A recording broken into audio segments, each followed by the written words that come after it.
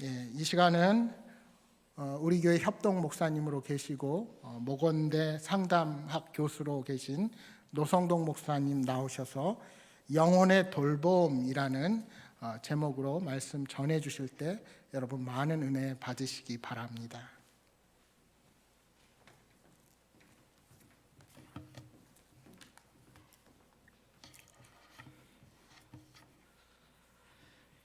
가끔씩 길을 걷다 보면 꽃집을 볼 수 있습니다. 이 꽃집을 지나다 보면 잘 키운 화분 하나가 놓여 있는 것을 보실 수 있을 겁니다. 그 꽃을 보면 참 예쁘게 잘 키웠구나 하는 생각이 들 때가 있습니다. 어쩌면 저렇게 싱싱하고 아름답고 튼튼하게 잘 키웠을까? 그런데 정반대의 경우도 있습니다. 음식점 앞이나 카페 앞을 가보게 되면 화분이 놓여져 있는데 그 화분은 덕지덕지 때도 끼어 있고 잎사귀는 누렇게 떠서 말라 비틀어져 죽기 일보 직전인 그런 화분들도 눈에 띕니다. 특별히 주차 금지라고 써놓은 화분은 더욱더 보기가 싫습니다. 이 두 가지 상반된 모습은 이유가 딱 한 가지입니다. 그것이 무엇일까요?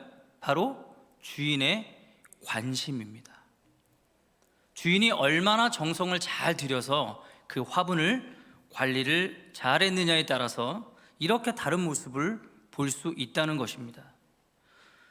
여러분, 시들시들한 화분도요, 처음에는 분명히 싱싱하고 아름답고 튼튼한 화분이었을 겁니다. 그런데 관심 없는 주인을 만나서 제대로 돌봄을 받지 못했기 때문에 그 화분의 팔자가 참으로 사납게 된 것입니다. 사랑하는 여러분, 이렇게 돌보는 것과 돌보지 않는 것에는 엄청난 차이가 생기기 마련입니다. 우리의 영혼도 마찬가지입니다. 우리가 영혼을 잘 돌보면 그 영혼은 절대로 시들지 않을 것입니다. 그러나 우리가 영혼을 등한시하거나 내 영혼을 돌보지 않는다면 그 영혼은 마치 죽은 영혼처럼 보일 것입니다. 여러분, 심리학에서 말하는 건강한 사람, 건강한 자아의 정의를 세 가지로 들 수 있는데요. 첫 번째, 건강한 자아는 어떤 자아냐? 내 자신에 대한 건강함과 사랑함이 있는 자아입니다. 두 번째 자아는 무엇이냐? 내 자신이 건강하면 내 이웃과도 관계가 건강할 수 있다는 것입니다. 그리고 세 번째 건강한 자아는 무엇이냐? 내 자신이 건강하고 또 타인과의 관계가 건강하면 세상과의 관계에서도 그 사람은 긍정적으로 세상을 바라보며 선한 영향력을 끼칠 수 있다는 것입니다. 여러분, 우리도 마찬가지입니다. 내 영혼이 건강해야 내 이웃을 섬길 수 있고, 그래야 그 이웃의 영혼까지도 살릴 수 있는 것입니다. 그럴 때 우리는 세상을 향해서 비로소 그리스도인들의 본질적인 사명인 영혼 구원에 선한 영향력을 끼칠 수 있다는 것입니다. 여러분, 그러기 위해서는 어떻게 해야 됩니까? 내 자신의 영혼을 잘 돌봐야 됩니다. 여러분, 사무엘을 잘 아실 것입니다. 사무엘이 아주 어린 나이에 하나님의 집 성전에서 그 성전을 섬길 때 당시 제사장은 엘리였습니다. 엘리는 하나님과 인간 사이에서 중재 역할을 잘 해야 되는 그런 제사장의 역할을 해야 됐음에도 불구하고 그의 영혼은 참으로 비실비실 말라 있었습니다. 그는 마음이 괴로워서 통곡하는 한나를 술 취해서 주정하는 그러한 여인으로 바라볼 수밖에 없을 정도로 사람들의 아픔에는 관심이 없었습니다. 아들들이 성소에서 여인들과 동침한다라는 이야기를 듣고도 별 관심이 없었습니다. 하나님의 제사를 멸시하여 제사를 드리기도 전에 아들들이 먼저 음식을 먹는 모습을 알고도 그는 심각하게 받아들이지 않았습니다.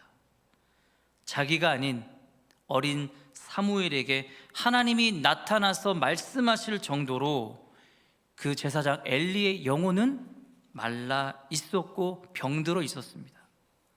여러분, 왜 이렇게 됐을까요? 자신의 영혼을 제사장임에도 불구하고 제대로 관리하지 않았기 때문에 그렇습니다. 우리는 교회에서 어떠한 직분을 맡았던지 간에 우리의 영혼을 잘 관리하고 돌보는 모습이 참으로 중요합니다. 왜 그렇습니까? 우리가 내 영혼을 돌보지 않으면 하나님의 말씀을 들을 수가 없고, 그 하나님의 말씀이 들려지지 않으면 우리가 죄에 대하여 무감각해지기 때문에 그렇습니다. 그러나 우리의 영혼을 내가 참으로 잘 관리하면 어린 사무엘처럼 어린 아이라 할지라도 하나님에게 귀하게 쓰임을 받을 수 있는 겁니다. 그래서 요한 3서 1장 2절은 이렇게 말씀합니다. 사랑하는 자여, 내 영혼이 잘됨 같이 내가 범사에 잘되고 강건하기를 내가 간구하노라. 내 영혼이 잘되도록 관리해야 된다는 것입니다. 그렇게 영혼이 잘되면 범사의 모든 일이 형통하고 강건한 축복도 받을 수 있게 됩니다. 여러분, 그렇다면 여러분들의 영혼은 지금 어떻게 관리되고 있습니까? 어떤 사람이 여행을 가면서 종들에게 자기 아들들을 잘 돌보고 그리고 옷 관리도 잘 하라고 그렇게 명령을 내리고 여행을 떠났습니다. 그리고 얼마 후에 다시 돌아와서 종들을 불렀습니다. 종들이 보고합니다. 주인님, 여기 주인님의 아이들의 옷들을 내가 깨끗하게 잘 세탁하고 관리하였습니다. 주인이 묻습니다. 그래? 그러면 아이들은 어디 있느냐? 하인들이 대답합니다. 주인님, 죄송합니다. 제가 옷을 관리하느라고 미처 아이들을 관리하지 못했습니다. 여러분, 주인의 부탁의 핵심은 무엇이었습니까? 아이들을 잘 관리하라는 것이었습니다. 옷을 관리하라는 의미가 전혀 아니었습니다. 그러나 그럼에도 불구하고 아이들 관리를 제대로 하지 못하고 옷 관리만 한 이 종들은 주인에게 심한 질책을 받고 그 집에서 영원히 쫓겨나고 말았습니다. 오늘 성도들 중에도 내 영혼은 정작 잘 관리하지 못하고 자기의 옷만 관리하는 사람들이 있습니다. 이런 하인과 같은 사람들이 하나님 앞에 섰을 때 이렇게 말할 겁니다. 주님, 저는 제 육체를 위하여 열심히 살았습니다.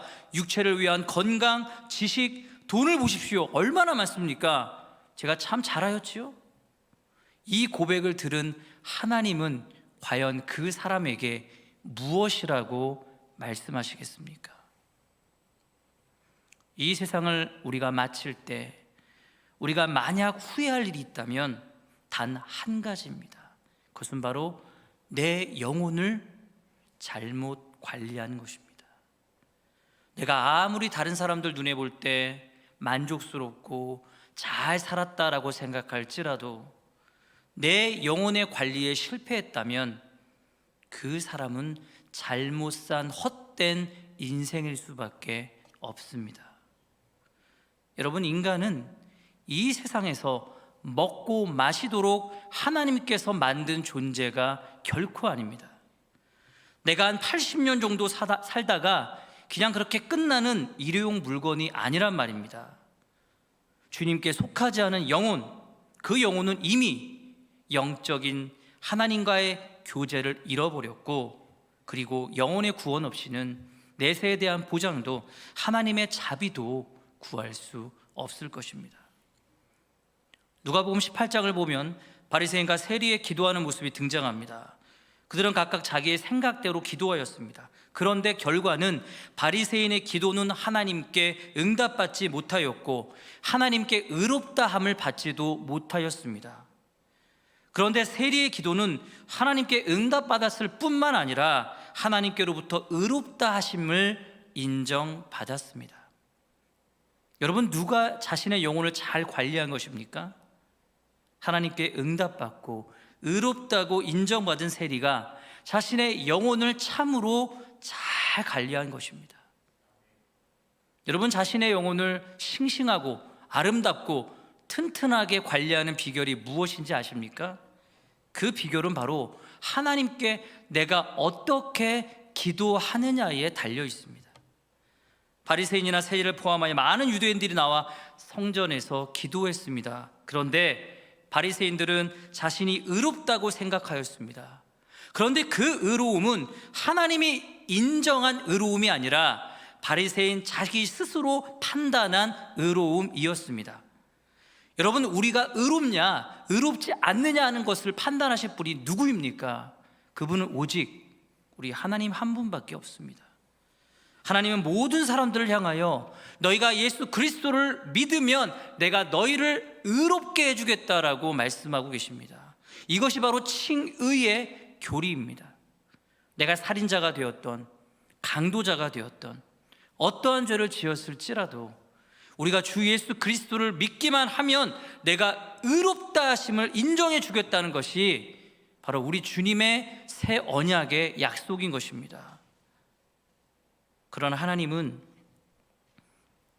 예수를 믿는 자들에게는 의롭다고 우리에게 무조건 말씀해 주십니다.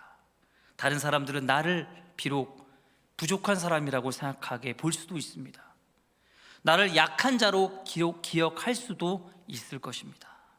그러나 하나님은 주님을 믿는 자들에게 의롭다 하심을 약속해 주시겠다고 우리에게 분명히 말씀해 주십니다. 왜 이런 말씀을 하셨을까요?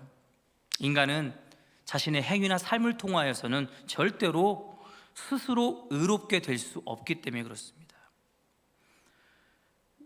우리들은 이전엔 죄인이었지만 용서받아서 의인이 된 용서받은 죄인들입니다. 여러분, 심리치료를 하는 치료사들을 제가 이렇게 잘 살펴보니까 그 사람들이 유독 상처에 굉장히 과거의 상처를 너무나도 많은 사람이었음을 볼 수가 있었습니다. 그런데 참 신기한 것은요, 그러한 사람들이 오히려 심리치료를 잘하는 모습을 발견할 수 있었습니다. 여러분, 왜 그런지 아십니까? 본인도 과거에 상처를 입었던 사람들이기 때문에 다른 사람들을 치료할 때 그들의 상처와 아픔을 너무나도 잘 이해할 수 있는 것입니다. 그렇기 때문에 그들을 공감하며 회복의 자리에까지 인도해 줄 수 있었던 겁니다. 여러분, 이러한 치료자를요, 운디드 힐러라고 합니다. 상처받은 치료자라는 것입니다. 여러분, 우리도 마찬가지입니다. 나나 여러분들이나 과거에 다 죄인이었습니다. 그런데 그런 죄인된 우리를 하나님께서 용서해 주시고 의롭다함을 우리에게 입혀주시고, 그러하기 때문에 우리 역시 다른 사람들을 용서하고 주님 앞을 그들을 인도하며 그 사람들도 하나님께 의롭다 하심을 입은 주님의 자녀가 되게 해야 하는 것입니다. 누가복음 18장에 나오는 세리가 바로 그러한 기도를 드림으로 자신의 영혼을 잘 관리한 사람이었습니다. 당시 세리는 누구입니까? 이방인들과 가늠하는 사람들과 함께 3대 죄인 중에 한 명이었습니다. 세리들은 자기의 배를 채우기 위해서 가난하고 소외된 자들의 세금까지도 다 걷어들였습니다. 반항하는 사람들에게는 총과 칼을 들이댈 수도 있었습니다. 그러한 죄인 중에 죄인이었기 때문에 당시에 유대인들로부터 정말 무시당했고 죄인 취급을 받은 그러한 사람이었습니다. 그런데 여러분, 중요한 사실이 무엇입니까? 그러한 세리가 하나님께로부터 의롭다함을 받고 인정받고 돌아갔다는 것입니다. 그 이유가 무엇일까요? 그들은 철저하게 자신의 죄를 회개했기 때문입니다. 자신의 의인됨을 자랑했던 그 바리새인과는 다르게 자신의 죄인됨을 철저하게 인정했습니다. 누가복음 18장 13절을 보니까 세리는 멀리 서서 감히 눈을 들어 하늘을 쳐다보지도 못하고 다만 가슴을 치며 이르되 하나님이여 불쌍히 여기소서 나는 죄인으로소이다 하였느니라. 이러한 세리의 모습은 그가 얼마나 자기가 죄인됨을 깨닫고 겸손한 모습을 보였는가를 우리들에게 잘 보여주고 있습니다. 사랑하는 여러분, 하나님이 들으시는 기도는 어떠한 기도입니까? 자기 자신의 가슴을 치는 그러한 기도를 하나님은 원하십니다. 세리는 자신의 가슴을 치며 회개하고 기도하였습니다. 여러분들도 기도하실 때 자신의 가슴을 치며 회개하는 그런 기도를 드리시기를 간절히 소망합니다. 어떤 믿는 부부가 결혼을 해서 처음에는 행복하게 잘 살았는데 살다 보니까 점점 사이가 멀어집니다. 하나님을 믿는 신앙이 있으니까 내가 이 문제를 기도해야 될 문제라고 생각하고 기도합니다. 남편이 기도하기를 시작합니다. 하나님, 제 아내를 완전히 뒤바꿔 주시기를 간절히 바랍니다. 그러니까 아내가 저편에서 또 이렇게 기도합니다. 하나님, 내 남편 좀 완전히 좀 뒤바꿔 주시기를 바랍니다. 새 사람이 좀 되게 해주세요. 저마다 상대방만 바뀌어져야 된다고, 변화돼야 된다고 생각합니다. 때로는 목사가 사랑에 대해서 설교를 할 때, 저 설교는 내 아내가 들어야 되는데, 저 설교는 내 남편이 좀 와서 좀 들어야 되는데, 이렇게 생각할 때가 있습니다. 그러니까 근본적인 문제가 해결되지 않는 것입니다. 여러분, 어떻게 해야 됩니까? 내 자신을 쳐야 내가 해결이 될 수 있습니다. 내 자신의 영혼을 내가 돌아봐야 문제가 보이고, 문제를 비로소 내가 볼 때 그 문제가 해결될 수 있다는 것입니다. 사랑하는 여러분, 여러분은 지금 여러분의 영혼을 잘 관리하고 계십니까? 행여나 돈 관리, 사람 관리, 사업 관리는 내가 너무나 잘하고 있는데 내 영혼의 관리는 등한시하고 계시지는 않습니까? 우리의 삶 중에 가장 중요한 것은 바로 내 자신의 영혼의 관리입니다. 나의 영혼은 지금 싱싱하고 건강하고 아름답게 잘 관리되어 있는지, 아니면 무관심으로 밖에 방치된 화분처럼 초라한 모습으로 시들어 죽어가고 있지는 않은지, 우리 자신을 잘 살펴보시기를 간절히 소망합니다. 여러분의 영혼에 신령한 은혜의 물을 부어주시기 바랍니다. 여러분의 영혼에 기도의 물을 매일매일 주시기 바랍니다. 여러분의 영혼에 겸손의 물을 듬뿍 부어주시기를 소망합니다. 내 자신의 의롭다함을 내세우기보다는 겸손한 마음으로 하나님의 귀한 영혼을 잘 관리할 수 있는 그런 여러분들 되시기를 간절히 소망합니다. 두 번째는 자기 스스로의 영혼을 잘 관리한 이후에는 타인의 영혼을 위한 돌봄이 있어야 합니다. 돌봄이라는 단어는 라틴어 큐라라는 단어인데, 이 큐라라는 단어는 일반적으로 돌봄, 케어라는 단어로 번역되지만 이 단어는 실제로 돌봄, 케어라는 단어와 회복, 큐어라는 개념 두 가지를 포함하고 있습니다. 돌봄이란 무엇입니까? 어떤 사람의 안정된 삶을 지원하기 위해서 하는 모든 행위를 일컫습니다. 회복이란 무엇입니까? 상실된 사람의 마음을 원상태로 되돌리는 것에 있어서 우리가 돕는 것을 말합니다. 우리 기독교는요, 역사적으로 이 큐라의 이 두 가지의 의미를 모두 다 포함하고 있어서 교회가 영혼 돌봄을 하기 위해서 때로는 양육을 하고 영적인 지원을 해야 되지만, 그들의 삶이 치유되고 그들이 온전한 삶으로 안정된 삶을 유지해 나가기 위해서 회복되는 자리까지 우리가 인도해 주는 모든 것을 바로 돌봄이라고 말하고 있습니다. 여러분, 이것은 단지 목회자들만 하는 것일까요? 중직자들만 해야 되는 것일까요? 그러지 않습니다. 예수 그리스도를 믿는 우리 그리스도인들이라면 우리의 성도들 가운데 혹은 이웃들 가운데 돌봄의 손길들이 필요하지 않은지 우리는 시시때때로 시선을 돌아볼 수 있어야 합니다. 여러분, 기독교적 돌봄의 참된 의미가 무엇인지 아십니까? 우리가 남들에게 무엇인가 주는 것, 이것만이 돌봄의 의미가 아니라는 것입니다. 진정한 돌봄의 의미는 손길이 필요한 사람들과 함께하는 것입니다. 함께 아파하고 함께 울어주고 함께 기쁨을 나누는 것, 그래서 그들이 영적으로 성장할 수 있도록 내가 돕는 그것만으로도 그리스도의 치유는 분명히 나타날 수 있을 것입니다. 저는 학교에서 많은 학생들을 상담하고 또 학생들이 전인적으로 치유될 수 있는 그런 상담적 심리학을 가르치고 있습니다. 한 번은 저에게 어떤 교수님께서 연락이 왔습니다. 교수님, 저희 학교에 참으로 심각한 학생이 하나 있습니다. 이 학생은 일주일에 한 번씩 자살을 시도합니다. 제가 이 학생을 상담하려고 했더니 너무 상황이 심각해서 교수님에게 보내드리겠습니다. 이 학생을 좀 살려주십시오. 교수님 보내주십시오. 내가 최선을 다해서 이 학생을 보겠습니다. 이 학생이 저희가 찾아왔습니다. 겉모습만 봐도 참으로 심각해 보였습니다. 제가 상담을 하면서 유심히 좀 살펴보았는데요, 이 귀에 10개, 20개, 한쪽 귀에 10개의 피어싱을 받고, 코에다가 피어싱을 받고, 혀에도 피어싱을 박았습니다. 이 친구가 뭔가 심리적으로 마음이 너무나 허하구나, 뭔가 문제가 있구나. 이 학생을 제가 일주일에 한 번씩 만나서 상담을 하기 시작했습니다. 너무나도 힘들고 상처가 엄청나게 많은 그러한 학생이었습니다. 제가 물어봤습니다. 얘야, 너 이렇게 힘들고 이렇게 상처가 많은데 왜 그동안 누구에게도 이 얘기를 꺼내지 않았니? 교수님, 제 얘기를 어느 누구도 들으려고 하지 않았습니다. 너 부모님께도 말할 수 있지 않니? 교수님, 부모님도 제 얘기를 듣지 않습니다. 그 학생은 일주일에 한 번씩 자해를 시도했습니다.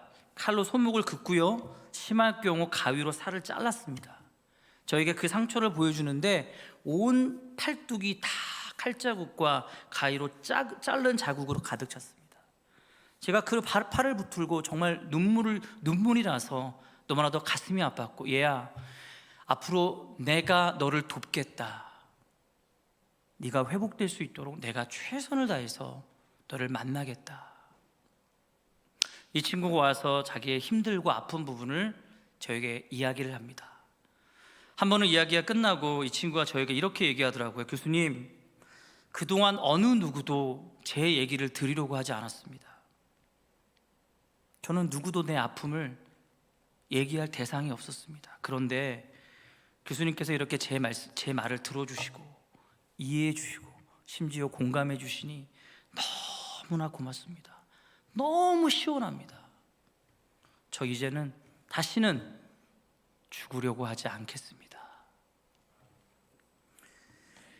오늘 본문 말씀 마태복음 22장 37절에서 39절에 나타난 말씀을 통해서 주님께서 우리에게 말씀하십니다.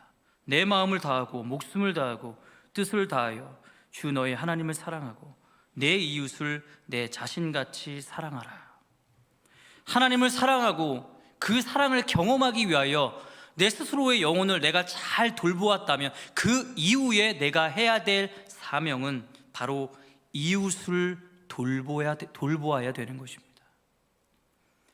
이 계명은 하나님의 지상명령인 만민에게 복음을 전파하라, 가서 제자 삼으라라는 말씀과 맥을 같이 합니다. 우리는 세상 속에 살면서 하나님의 복음을 전파하기 위하여 우선적으로 사랑을 실천해야 됩니다. 서로 그들의 발을 씻어주어야 합니다. 겸손하게 그들을 위하여 헌신해야 합니다. 봉사해야 합니다. 그들을 용서해야 합니다. 서로 돌아보고 그들의 무거운 짐을 우리가 져주어야 합니다. 오늘날 교회는 온 세상의 모든 미움과 다툼과 갈등과 아픔을 다 가지고 하나님의 사랑의 용광로 속에 부어서 다 용해낼 수 있는 그러한 사랑의 공동체가 되어야 합니다.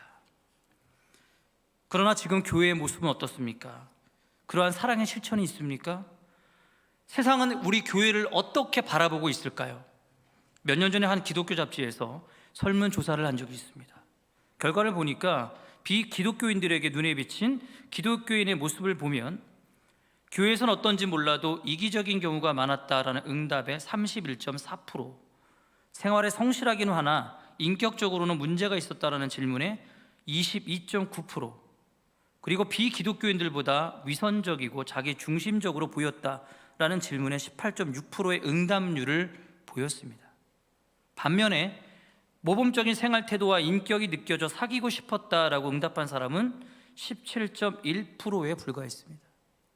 이러한 통계를 보면 오늘날 기독교인들은 세상 속에서 그다지 사랑의 실천이 이루어지고 있지 않은 모습으로 비춰지고 있는 것 같습니다.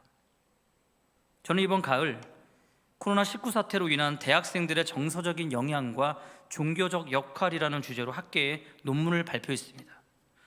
저희 학교 학생들을 만나서 코로나로 인해서 가지는 심리적 영향이 무엇이고, 그리고 학생들이 생각하는 종교적인 역할은 무엇인지에 대해서 인터뷰를 나누었습니다. 그런데 학생들을 면담하면서 제가 느낀 것은 학생들이 종교에 대해서 시선이 그렇게 달갑지는 않다라는 것입니다. 특히 교회에 대한 시선이 부정적이었습니다. 학생들 중에 종교에 대한 시선이 부정적인 이유는 종교가 이 코로나 사태를 더 악화시키고 있다는 것이었습니다. 어떤 학생이 이야기한 내용을 제가 말씀드리면 다음과 같습니다. 종교가 오히려 사태를 더 악화시키는 것 같아요. 뉴스에 종교에 대한 안 좋은 기사를 보면 더욱 그렇죠. 성당은 사람들의 안정을 취하려는 긍정적 생각이 강하고 마스크도 나누어 주는데, 교회는 그런 면에 있어서 오히려 더 악화시키는 것 같아요. 앞에서 언급했듯이 코로나19 사태로 인해서 학생들이 가지게 된 부정적 시선들을 살펴보면서 특히 교회에 대한 부정적 시선에 대해서 대책이 참으로 시급하구나라는 그러한 생각을 하게 되었습니다. 여러분, 세상의 교회는 분명 소금과 빛의 역할을 감당해야 되는데, 특히 어려운 이 시국에 지탄을 받게 된 것은 너무나도 안타까운 일임에 분명한 것입니다. 우리가 이 시점에 있어서 이 부정적인 시선을 극복하기 위해서 그렇다면 교회가 어떠한 노력을 해야 될까요? 이 부분에 있어 제가 대학생들의 생각이긴 하지만 우리들에게 주는 메시지가 있기에 이런 학생들의 이야기를 몇 가지 좀 나누고자 합니다. 학생들이 말하기를 먼저 이 개교의 중심에서 벗어나서 지역사회를 위해 종교단체가 서로 손을 잡고 방역 참여나 코로나 퇴치를 위해서 연계해 나가는 모습들을 통해 인식이 바꾸어질 수 있을 거다, 이렇게 말하고 있습니다. 종교계의 인식 개선이 필요할 것 같은데 우선 개교의 중심적인 부분에서 벗어나 교회 자체적 방역만 하지 말고 지역 주민들을 위한 방역에 교회가 직접 참여하여 봉사하는 것이 좋을 것 같습니다. 아니면 교회가 함께 연계하여 코로나 극복을 위한 사회 봉사적 역할을 위해 인식을 개선해 나가는 것이 좋을 것 같습니다. 또 다른 학생은 이렇게 말합니다. 교회가 겸손하게 다시 처음부터 새롭게 시작해야 된다는 겁니다. 예전에 조선 초기에 외국의 선교사들이 들어와서 이 사회를 위해 긍정적인 영향력을 끼쳤던 것처럼 교회가 아예 처음부터 새롭게 시작하는 모습을 보여야 할 필요성이 있다는 것입니다. 여러분, 비록 대학생들이지만 교회를 향한 그들의 메시지는 이 재난적 상황을 통해 우리 교회가 과연 무엇을 해야 할지에 대해서 짚어주는 것 같았습니다. 저는 이번 코로나 사태를 통해서 학생들의 이야기를 들으면서 우리 교회가, 우리 기독교가 어떠한 역할을 해야 될 것인가에 대한 깊은 고민을 하게 되었습니다. 코로나 사태 동안에 언제부턴가 방송 화면은 사망자의 숫자를 보여주지 않고 있습니다. 우리도 아무렇지도 않게 확진자 숫자와 완치자 숫자만 확인해도 그냥 괜찮은 것처럼 그렇게 생각을 합니다.